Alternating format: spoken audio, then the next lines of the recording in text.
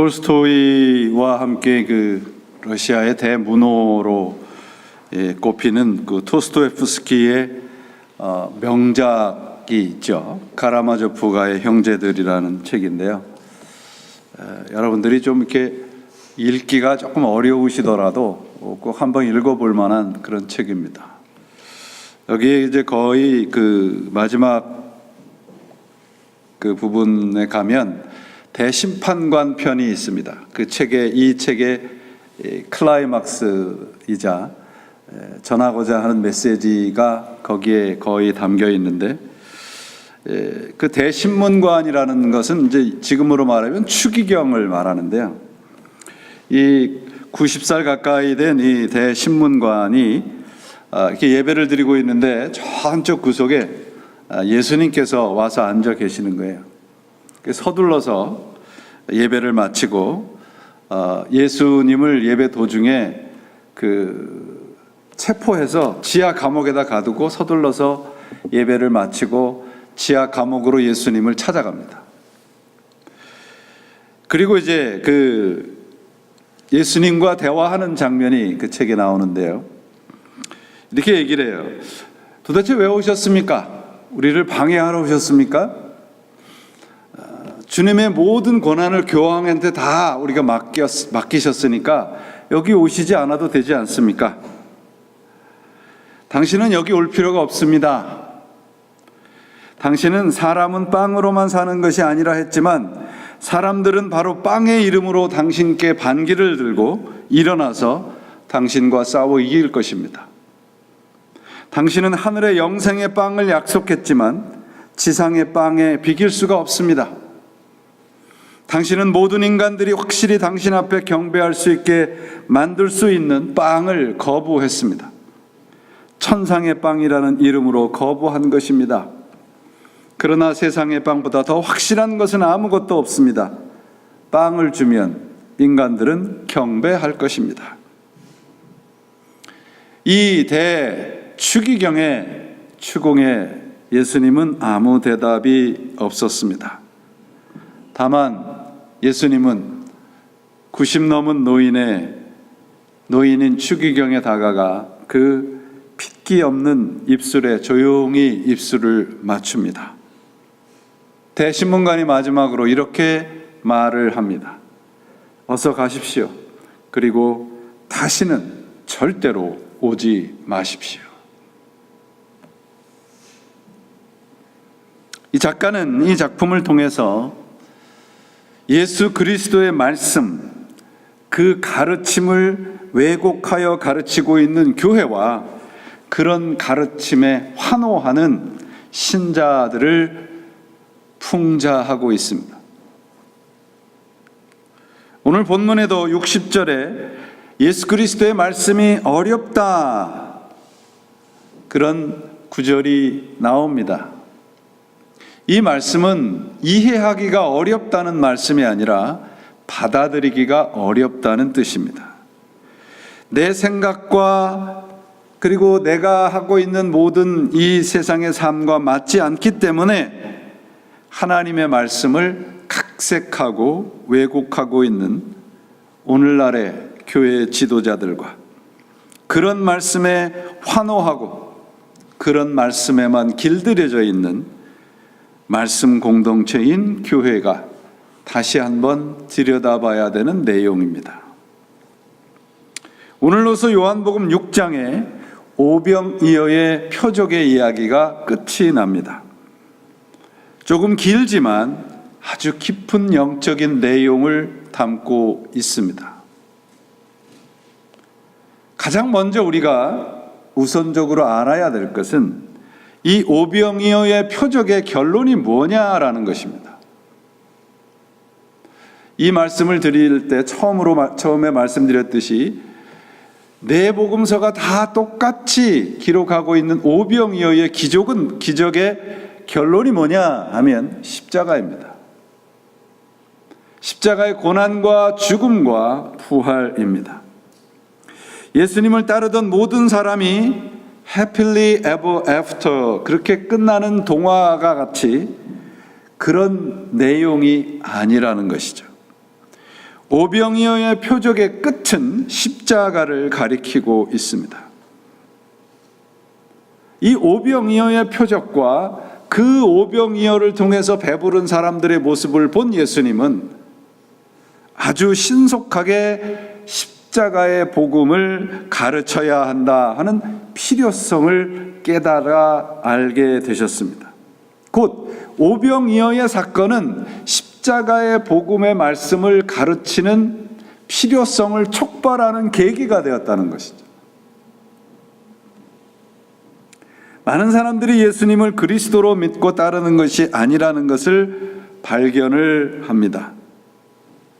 그래서 오병이어의 이 말씀의 결론 부분에서 예수님께서 묻는 거예요. 너희는 나를 누구라 하느냐? 너희는 나를 누구라 하느냐? 우리는 예수님을 무엇으로 믿고 지금 따르고 있느냐 묻고 있지요. 그래서 이 사건의 직후에 베드로의 신앙 고백이 네 복음서 다 똑같이 나오고 있습니다. 베드로의 고백이 오병이어의 사건 직후에 나오는 것은 바로 사람들이 육적인 풍성함을 누리기에 예수님을 따르는 것을 보고 예수님은 영적인 위기감을 느끼셨을지도 모릅니다. 곧 십자가의 복음, 고난, 부활을 통해서 영원한 생명의 복음을 가르쳐야 하는 필요성을 더욱 절실하게 느끼게 된 것입니다. 그래서 예수님이 생명의 빵이라 말씀하시고 나를 먹고 마셔라. 그러자 군중들은 이 말씀이 어렵다고 수군거리기 시작을 합니다. 이 어렵다는 헬라어의 단어를 보니까 오늘날 스캔들이라는 단어와 똑같은 단어입니다. 스캔들은 내용을 잘 알지 못할 때 발생하는 가십과도 같은 것이잖아요.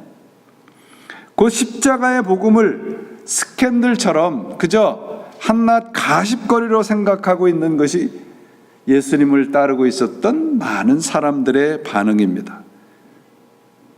요새 아이들 말로는 Are you kidding? 이런 말입니다. 저는 제 설교가 어렵다는 말을 많이 들었습니다. 그래서 저는 쉽게 하나님의 말씀을 전하는 재능이 없다 그렇게 자책하기도 합니다. 그런데 그렇게 말씀을 하시는 분들의 대부분은 그 말씀을 이해하기가 어렵다는 것이 아니라 받아들이기가 어렵다는 것을 깨닫게 되었습니다. 말씀대로 살고 그 말씀을 받아들이기 어려우니까 좀 쉽고 안락하고 편안한 내용을 저한테 요구한 것이라는 것을 알게 되었습니다. 일주일 동안 힘들게 살다가 교회 왔는데 조금 편하고 위로받고 안식을 받는 그런 내용을 전하면 좋지 않겠느냐? 여러분도 이 불평에 동의를 하십니까?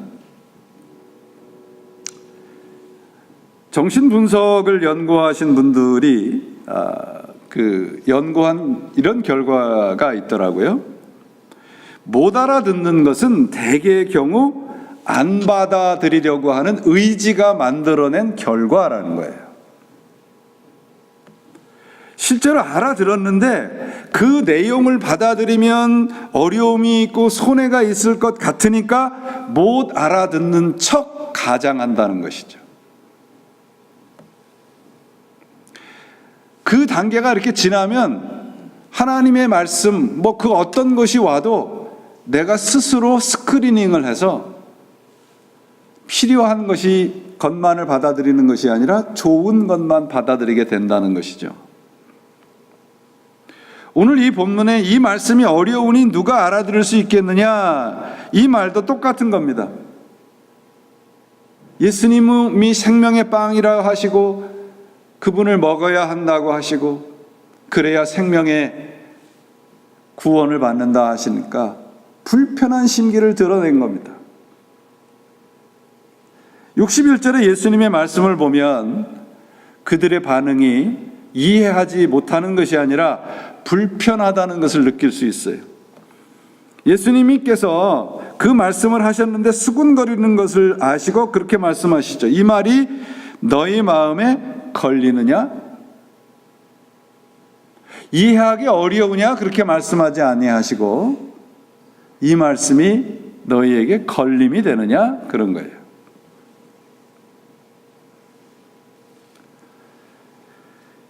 It is hard to understand가 아니고요. It is hard to accept예요. 받아들이기 싫은 가르침이라는 거죠. 이들의 불평의 이유는 이해하기 어려운 진리이기 때문이 아니라 자신의 생각으로, 자신의 신앙으로 받아들이기 힘들었다는 말입니다. 왜 받아들이기 힘들었는가? 어려워서가 아니라 싫어서입니다. 오늘 본문을 여러분들이 좀 자세히 우리가 함께 살펴볼 필요가 있습니다. 오늘 본문의 상황은 이런 겁니다. 교회 안을 가득 채우고 있던 성도들이 한순간 목사님의 설교를 듣고 쑥 빠져나가서 교회가 거의 비어있다, 그런 상황입니다. 이런 상황이 된 말씀의 단서는 뭐냐면 예수님께서 내가 생명의 빵이라는 것이고 나를 먹고 마시는 사람은 영원히 생명을 얻을 것이라고 말씀했기 때문이에요. 곧 십자가의 복음을 처음 선포하기 시작하자 사람들의 반응은 그것에 손들고 환호하는 것이 아니라 예수님을 떠나고 수군거리며 떠나기 시작을 했다는 겁니다. 그래서 예수님께서 제자들에게 너희도 떠나려느냐? 그렇게 묻고 있는 것이죠. 그렇다면 여러분, 그렇게 예수님을 오지 말라고 하고 예수님께서 따라오는 것에 대해서 그렇게 별로 좋아하시지 않았는데도 예수님을 그렇게 따라다녔던 많은 사람들이 왜, 무엇 때문에 예수님에게 등을 돌리고 떠나갔을까요? 요한복음 6장은 바로 이 예수님을 떠나간 사람들이 왜 떠나갔느냐를 밝히면 복음의 진의를 알 수 있게 하는 좋은 가르침입니다. 여러분, 우리 기독교는 다른 종교처럼 내가 어떤 도를 깨우쳐서 어떤 경지에 이르는 것이 아니죠. 내가 도를 깨우친다 하면 내 안에 그 도를 깨우칠 수 있는 능력이 있다는 걸 가정하는 겁니다. 그렇죠? 마치 불교에서 내가 불교의 가르침을 잘 받고 어떤 경지에 이르면 뭐라고 불러요? 부처라고 부르는 거예요. 내 안에 가능성이 있는 겁니다. 근데 기독교는 그렇지 않습니다. 우리 안에 가능성이 있다 없다? 없다는 거예요. 여기에서부터 우리의 신앙이 다시 시작을 해야 됩니다. 예수님께서 가르치는 그 복음의 첫 걸음은 뭐냐면 우리가 가진 그 어떤 것으로도 하나님의 나라에 속한 그 어떤 것도 이룰 수 없다는 것입니다. 왜 사람들이 떠났느냐? 우리가 무능력하다는 걸 가르치기 때문입니다. 지금까지 여러분 1장에서부터 우리가 6장까지 살펴봤는데 요한복음을 여러분들이 댁에 가셔서 한번 1장에서부터 조금씩 꼼꼼히 읽어보세요. 1장에서는 분명히 말씀하시잖아요. 빛이 세상에 왔으되 너희는 어둠을 좋아했다. 3장에 보시면 니고데모가 나옵니다. 종교적으로, 윤리적으로, 도덕적으로 훌륭한 사람인데 그도 결국 구원에 이르지 못합니다. 니고데모에게 하는 말이 뭐예요? 너는 거듭나야 한다고 말씀하고 있잖아요. 5장에서 우리가 살펴본 38년 된 병자의 이야기입니다. 물이 움직일 때 그 앞에 있는 물의 호수에 들어가면 병이 난다는 것이죠. 38년 됐다는 것은 오래된 것을 가리키기도 하지만 38년 동안이나 기회를 가지고 시도했다는 것이에요. 그런데도 실패했다는 걸 가리키는 것입니다.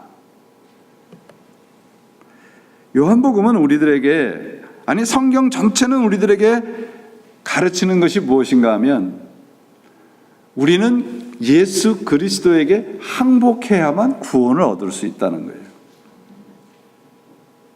여러분, 제발 우리 인간의 그 어떤 것으로도 구원이 가능하다는 생각을 완전히 버리시지 않으면 우리는 그리스도의 가르침에 가까이 갈 수가 없어요. 우리가 예수님을 믿는다 했을 때 그 믿는다는 말의 뜻은 나를 믿지 않는다는 것이잖아요. 나도 믿고 예수님을 믿는다는 건 말이 되지 않죠. 내가 가지고 있고 내가 누리고 있는 것도 믿고 예수님도 믿는다는 것은 그건 거짓이죠. 내가 예수님을 그리스도로 믿는다, 그 말은 나에 속한 모든 것을 믿지 않는다는 말이에요. 예수님께서 우리들에게 주시고자 하는 것은 생명의 빵이라고 말씀하시지 않습니까? 그 예수님을 먹고 소화해서 사는 방법, 그것뿐이라는 거예요. 내 자신의 스스로가 결정한 먹거리를 버리라는 말씀이죠. 요한복음 6장에서 왜 사람들이 말씀이 어렵다고 수군거립니까? 근데 예수님은 그들의 수군거림에 명쾌한 답을 주시지 아니하시고, 살리는 것은 영이니 육은 무익하니라 내가 너희에게 이른 말은 영이요 생명이라. 이 말씀이 좀 오해할 수 있어요. 여러분, 살리는 것은 영이요 육은 무익하다. 그래서 영적인 거라는 것을 어떤 분들은 교회에서 하는 일을 영적인 거라고 생각하고 세상에서 하는 일은 육적인 거라고 그렇게 구별을 하시는데, 그렇지 않아요, 여러분. 육이 무익하다는 말은 내 육체에 속한 모든 것을 부정하는 말이 아니고요, 내가 가지고 있는 것들, 나에게 속한 그 어떤 것들로도 예수 그리스도의 구원에 이르지 못한다는 말이에요. 육적인 것들, 곧 인간적인 그 어떤 노력이나 정성으로도 구원이 가능하지 않다는 말씀이 육은 무익하다는 뜻입니다. 여러분, 생각해 보세요. 어떤 분은 머리가 좋은 분이 있고 어떤 분은 조금 머리가 떨어지는 사람이 있는데, 머리가 좋은 사람이 구원에 대한 진리를 더 잘 깨달을까요? 머리가 좀 저같이 떨어진 사람이 구원에 대한 진리를 더 잘 깨달을까요? 떨어진 사람. 만약에 근거가 머리가 좋다 나쁘다를 따지면 그게 육적인 거라는 거예요. 우리 세상에 존재하는 그 어떤 것으로도 그리스도의 말씀을 통한 구원에 다가갈 수 있는 것은 아무것도 없다. 그게 육은 무익하다는 뜻입니다. 그래서 오병이어의 이 표적은 결국 예수 그리스도의 십자가의 복음을 하루 속히라도 신속하게 전해야 될 필요성을 예수님께서 우리들에게 전해 주시고, 그래서 뭔가 좀 앞의 말씀과 연결이 잘 되는 것 같지 않은 생명의 빵 십자가의 사건을 말씀하고 있는 겁니다. 이 땅에서 예수를 믿는 목적이 먹고 배부르기 위해서가 아니고요, 영원한 생명이라는 것을 속히 전해야 할 필요성을 촉발한 사건이 오병이어입니다. 기억하십시오. 오병이어의 표적 직후에 말씀하신 십자가의 사건의 가르침은 예수님께서 십자가의 복음을 처음으로 말씀하신 겁니다. 십자가에 대해서 처음으로 말씀하셨는데 사람들의 반응은 무엇입니까? 다 떠나갔습니다. 이거 기억하셔야 돼요.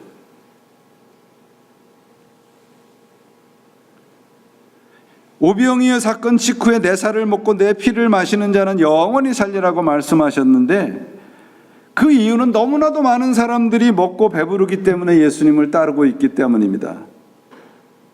예수님은 이게 아니라는 의미에서 십자가의 사건을 말씀하시는 거예요.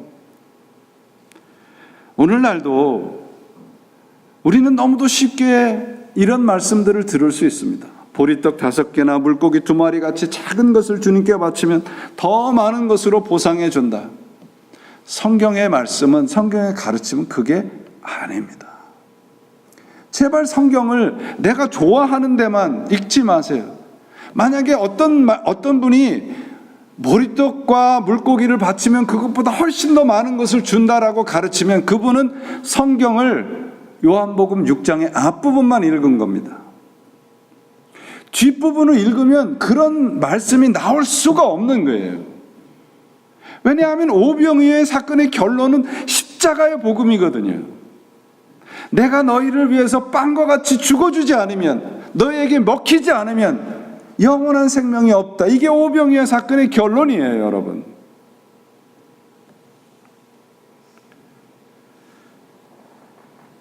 다시 한번 말씀드리지만 예수님이 생명의 빵이요 곧 십자가의 사건이 오병이어의 사건의 결론이라는 것입니다. 진정한 빵이 예수님이라는 것을 보여주시기 위해서 먹는 것을 비유로 등장시켜서 우리들에게 말씀하시는 거예요. 예수님께서 십자가의 가르치심을 선포하기 시작하자 사람들은 동요하고 수군거리기 시작을 합니다. 그런 사람들에게 예수님께서 묻죠. 이 말이 너에게 걸림이 되느냐? 영어에 보니까 영어 성경은 이렇게 되어 있습니다. Does this offend you? 왜 나의 말이 너에게 불편하게 하느냐? 이 말씀의 이 질문은 뭐냐면 왜라고 하는 이유를 묻는 질문이 아니고요. 그 다음 말씀이 뭐라고 되어 있습니까? 이 말이 걸림이 되느냐? 나의 말은 영이요 생명이라. 이 말씀을 하신 것은 뭐예요? 하나님의 말씀이 우리에게 임하면 가장 먼저 우리들에게 나타나야 되는 반응이 뭐냐? 그러면 불편함을 느끼게 된다는 거예요. 하나님의 말씀이 우리들에게 전해졌을 때 그 말씀이 찔림이 되지 아니하고 불편함이 되지 않으면 우리는 하나님의 말씀을 온전히 믿을 수가 없어요. 63절에 너희에게 이른 말은 영이요 생명이라고 말씀하니까 66절에 많은 사람들이 떠났다고 되어 있습니다. 66절 보시면 그때부터 그의 제자 중에 많은 사람이 떠나가고, 그때부터는 언제입니까? 내가 너희에게 이른 말이 영이요 생명이니라. 내가 너희에게 주려고 하는 것은 빵이 아니고 영적인 생명이라고 말씀했을 때 사람들이 떠나갔어요.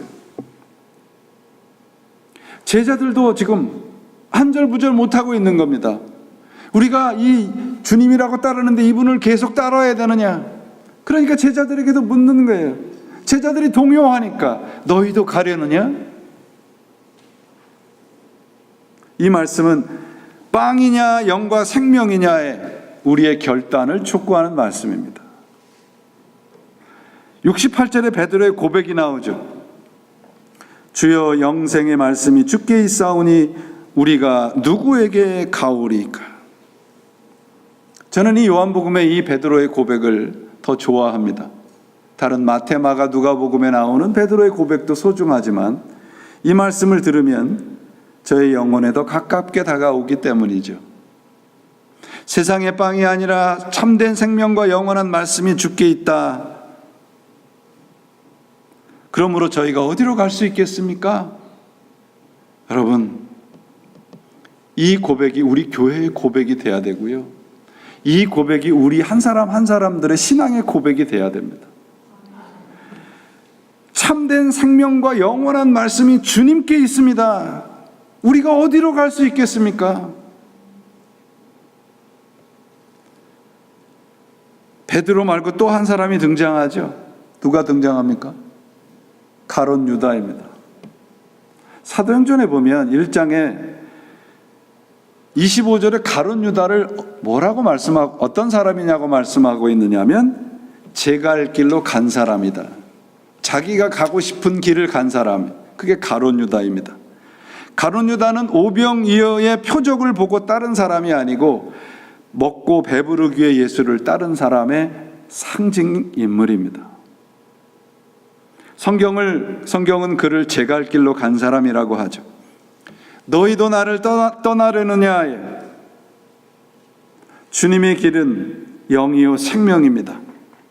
이 길은 십자가를 통해서 우리들에게 약속한 영원한 생명의 길입니다. 가룟 유다의 길은 많은 사람들이 좋아하는 길입니다. 자기가 하고 싶은 것만 하면 되니까요. 이 두 사람의 인생의 결론은 우리는 성경을 통해서 너무도 잘 알고 있지 않아요? 다시 한번 말씀드립니다. 오병이어의 표적의 결론은 예수 그리스도의 십자가의 복음입니다. 배부르고 더욱 풍성한 이 땅에서의 삶이 아니라는 말이에요. 마지막으로 오늘 본문을 통해서 우리는 예수님이 말씀하시는 내용과 태도를 살펴볼 필요가 있습니다. 여러분들에게 하나 여쭤보죠. 예수 그리스도의 복음은, 십자가의 복음은 팔아야 할 상품입니까? 교회는 십자가의 복음을 팔아야 하는 곳입니까? 언제인지 모르게 복음이 상품이 되어버렸고요. 우리 성도님들은 소비자가 되어버렸습니다. 말씀이 어렵다. It is hard to accept. 이 사람들의 불평에 교회가 귀를 기울이기 시작을 했습니다. 그리고 받아들이기 쉬운 상품을 출시했습니다. 인본주의적인 복음, 빵을 먹고 배부르기 때문에 예수님을 따르게 만들어 버렸어요. 예수를 다른 사람보다 정성으로 열심히 따르는 것이 좋은 신앙의 표본이 되어버렸고요. 왜 예수님을 믿어야 하는지는 중요하지 않게 만들어 버렸습니다. 여러분이 상점에서 어떤 상품을 사셨는데 마음에 들지 않으면 어떻게 하십니까? 리턴 하시죠. 반품하실 겁니다. 여러분, 복음이 상품화가 되어버리면 반품도 가능한 상품이 되어버리는 거예요. 내 마음에 안 들어버리면 어떻게 한다는 겁니까? 반품한다는 거예요. 복음은 상품이 아니에요, 여러분.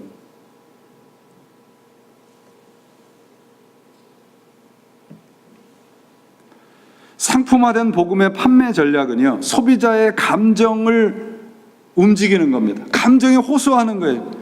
보십시오, 얼마나 많은 사람들이 예수를 믿고 성공하고 형통하고 삶의 걱정과 근심이 사라졌는지. 여러분, 이런 말에 귀를 기울이지 마세요. 이렇게 상품화된 복음의 특징은 우리에게 찔림이 되지 않고 우리에게 걸림이 되지 않는다는 거예요. 예수님은 절대적으로 사람들의 감정에 호소하지 않으십니다. 스캔들이라고 수군거리며 예수님에게 손가락질하고 떠나가도 예수님은 그들을 붙잡지 않으십니다. 왜냐하면 영혼에 걸림이 되지 않는 말씀은 진짜가 아니기 때문이에요. 군중들은 오병이어를 통해서 그렇게 배부르게 먹고 12바구니가 남았을 때는 그 표적을 스캔들이라고, 이해하기 어렵다고 하지 않잖아요. 십자가의 복음을 전하자 그들은 어렵다고 얘기를 합니다. 이게 오늘날 우리의 신앙의 현주소입니다.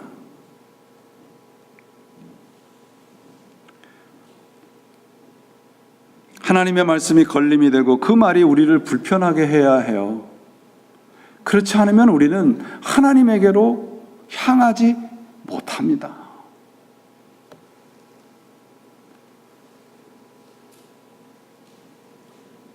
참으로 안타까운 것은 예수님의 십자가의 복음이 이렇게 선명하게 들려지는 교회를 많은 사람들은 부담스러워합니다.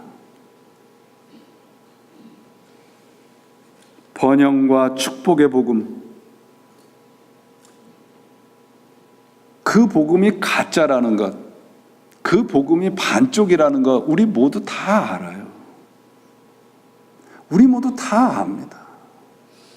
알면서도 거기에 머물러 있는 거예요. 왜요? 편하니까요.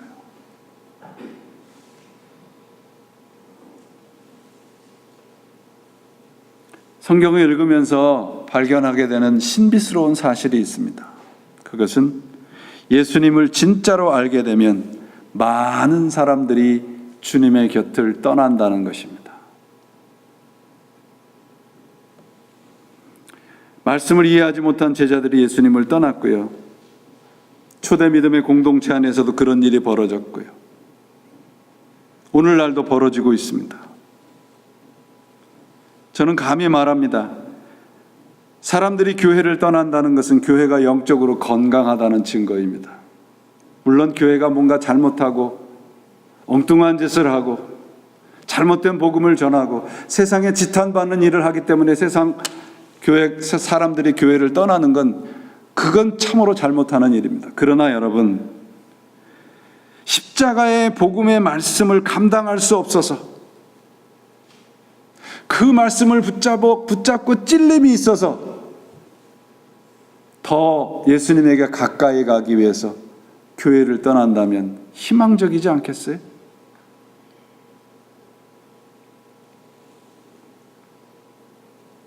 십자가의 복음은 우리를 불편하게 하고 걸림이 되게 하고 그래서 우리를 스스로를 버리고 예수님을 따르게 만드는 능력이 됩니다. 여러분, 우리 입에 맛있는 것, 우리 귀에 좋게 들리는 상품화된 복음을 이제 내어버리십시오. 그래야 우리가 살 수 있습니다.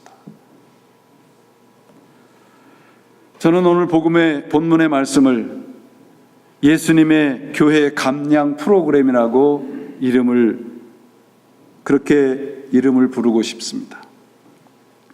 복음이 너희 영혼과 삶에 걸림이 되느냐?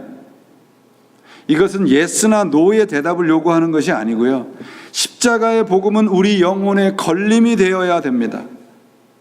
찔림이 되어야 됩니다. 그래야 우리가 주님에게로 돌아설 수 있습니다. 베드로가 이렇게 고백하잖아요. 다른 사람들이 다 걸림이 된다 하고 어렵다고 다 떠나는데 주님, 참된 생명, 영원한 생명의 말씀이 주님께 있는데 저희가 누구에게 가겠습니까?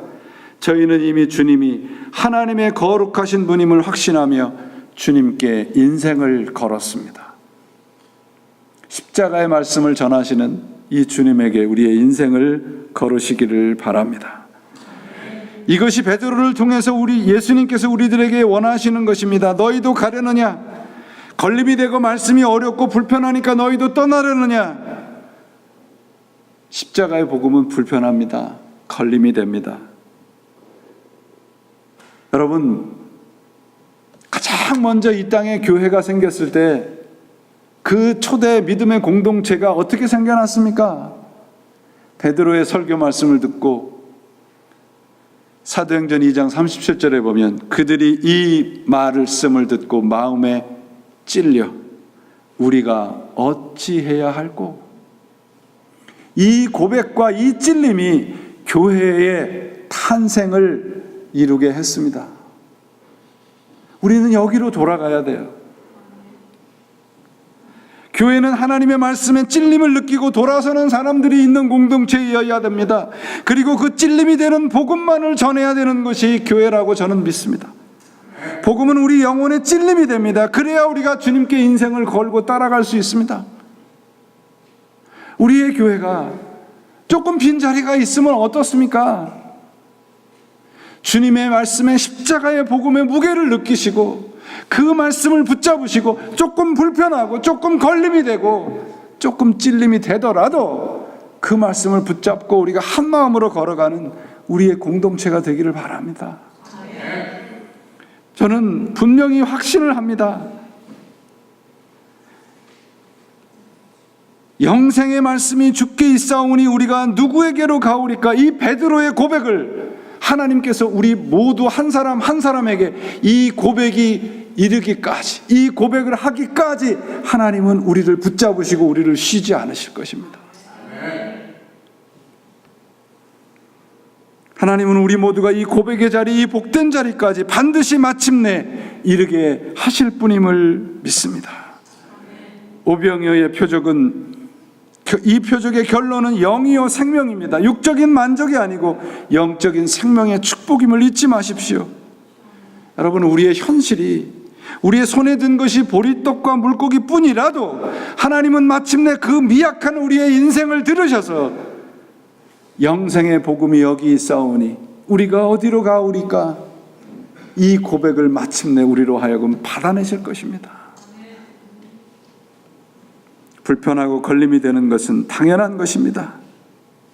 우리의 현실의 자리와 형편이 보리떡과 물고기뿐이라도 결국은 그런 것들이 아니라 하나님은 우리로 영과 생명의 축복의 자리로 인도하실 것입니다.